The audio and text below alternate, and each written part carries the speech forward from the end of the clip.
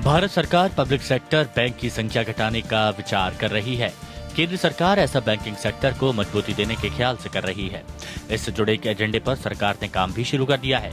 इस एजेंडे का मतलब सरकार चाहती है कि देश में केवल 3 से 4 बड़े सरकारी बैंक हो जो पूरी दुनिया में काम करें।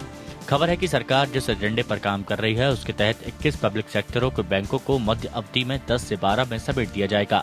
साथ ही उन्होंने बताया कि 3 टायर स्ट्रक्चर के हिसाब से 3 से 4 ऐसे बैंक बनाए जाएंगे जो भारतीय स्टेट बैंक जितने बड़े होंगे। इतना ही नहीं, क्षेत्र संबंधी बैंक जैसे कि पंजाब और सिंध बैंक और आंध्रा बैंक स्वतंत्र बैंक के तौर पर काम करते रहेंगे। वित्त मंत्री अरुण जेटली ने कहा था कि सरकार सरकारी बैंकों को मर्जर के लेकर तेजी से काम कर रही है। हालांकि उन्होंने इस बारे में ज्यादा जानकारी देने से इनकार कर दिया। एसबीआई मर्जर से उत्साहित वित्त मंत्रालय ऐसा ही दूसरा प्रपोजल क्लियर करने पर विचार कर रहा है। भारतीय रिजर्व बैंक के मुताबिक व्यवस्था में कुछ बड़े बैंक, कुछ छोटे और कुछ स्थानीय बैंक रहेंगे।